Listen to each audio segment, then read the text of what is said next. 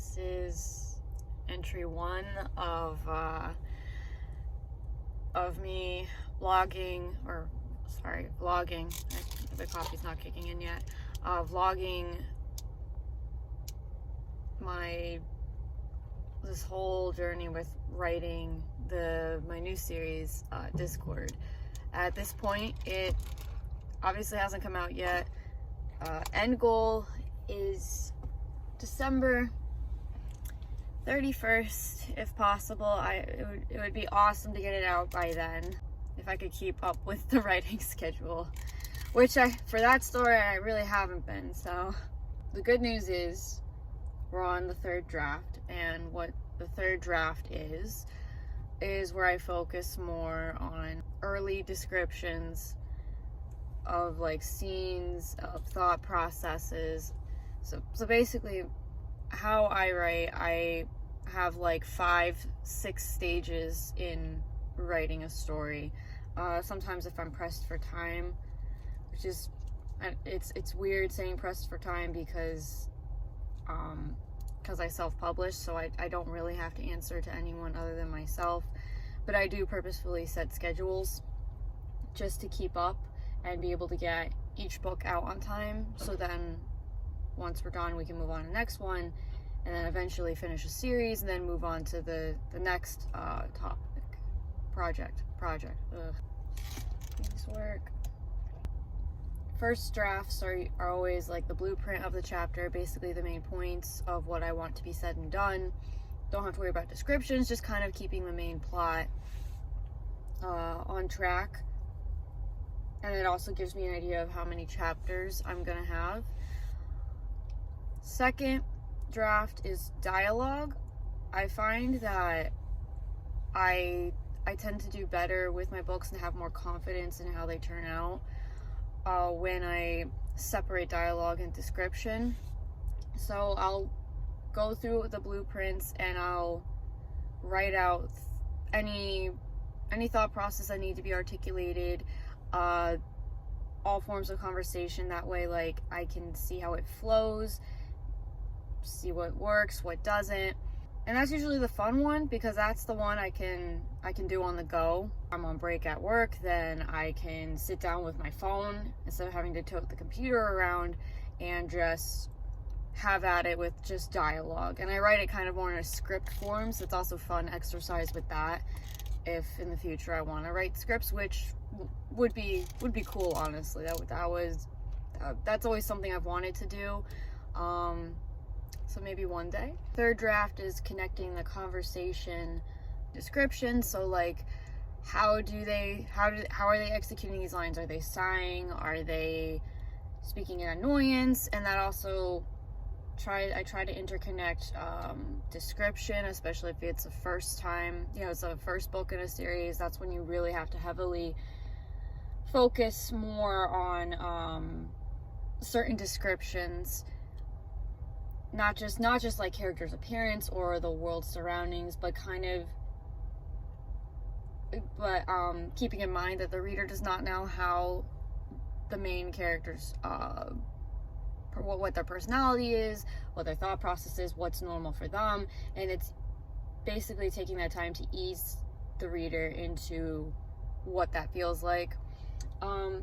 It's always hard with first books because you have this character living rent-free in your head, so you know everything about them, and then translating that to the paper for so many other different readers to make sure that they understand it. It's tricky at first. I remember that's how it was for me with Tainted Judgment, when like just writing that was tricky for it to be an introduction. And I had written this story years prior as a fan fiction, so to me, I have always known the story. I have always been like accustomed to it, but my readers haven't. So that was a bit of troubleshooting. But once I finished that, and then I wrote Ghosts into Other Short Stories and Foundations and Road Less Traveled, I found it was then easier to tell the story because I had gotten the introductions out of the way. So that's honestly where I'm at with Discord, is integrating the basic introductions to these characters, just to make it easier to not just to stick with the story, but also to get the reader comfortable with the characters, with the world building, despite the fact that it's kind of a very heavy topic. Hopefully I get done with this third draft by next month, and after third draft there's going to be the fourth and fifth draft, sometimes sixth if I feel like I need it. And fourth and fifth essentially is just combing through the whole story once or twice and touching up, adding on, redacting anything that I'm feeling like isn't really working for the story. And that's the fun part, honestly, because you just sit down, you can get a drink or a snack, and you're just reading through it. I'll turn on the Grammarly notifications just to see if I did miss anything that doesn't make sense, or to see more word options, just to help out. Yeah. For this book, I actually was able to get beta readers for this one, so by the time it hits after it hits the fourth or fifth draft, once I've completed that, I'm gonna have people read it just to make sure that it's efficient, it's understandable, it's interesting. And that's not to say I haven't done that with my other books. Tainted Judgment had like 3 beta readers who were gracious enough to be honest with me and help me find a lot of the issues with it. The other books, unfortunately, I wasn't able to do that. So like Ghost and Other Short Stories, Foundations, and The Road Less Traveled did not get beta readers. I can talk. And that's just because I can't afford it. Beta readers are they cost money, and I don't have money.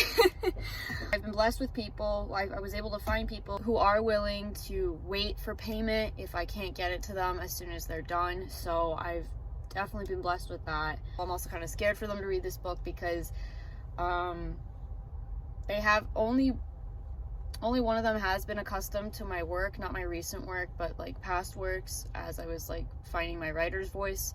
And they know how dark I can get. The other beta reader does not know how dark I can get. So I'm a little worried, especially because it's a Christian book, and when you think of Christian books, you don't always think you always don't think that of dark storylines. You think of hope and joy, which it should be part of Christian stories, but to add dark elements, at least when I was growing up, I didn't see a lot of stories with dark elements that were Christian, unless you counted like the end times stories. As I got older, I found some, and I wish I had known about more, because through my teen years I felt like Christian stories didn't get dark. They didn't have high stakes, just stories that brought on the gospel. And not that that's a bad thing. That's my goal as a writer too, is to bring the gospel and to make God as understanding as possible without deviating from biblical text, and that counts with Discord. But I do get kind of dark in this story, darker than I have with the Covenant series. And that in and of itself, I have a lot of low points prepared for that series. There's been times when I'm writing, I do have to kind of step back and be like, okay, we gotta write something happy now, because this is getting way too depressing. And I think I'm gonna have to do that with Discord a couple times.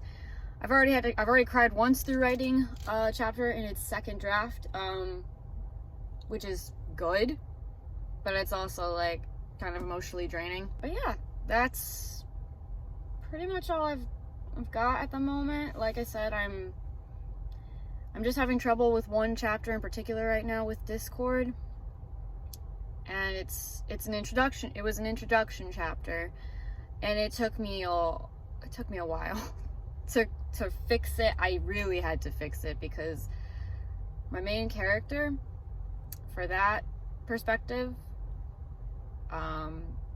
He was very unlikable, and I didn't mean to make him unlikable. So now we've made him likable. We've made him hopefully understandable, and hopefully the readers like him. And I'm going to keep making these vlogs following the Discord's writing process. Hopefully I'll be more coherent enough to put together full sentences without stopping constantly. It's just been a very long week because I do work full-time. But yeah, I do want to keep vlogging this just because I feel like it would be fun to just document the writing process, and maybe it would be fun for you guys, and hopefully maybe encouraging for people trying to find their writing voice and learning new methods.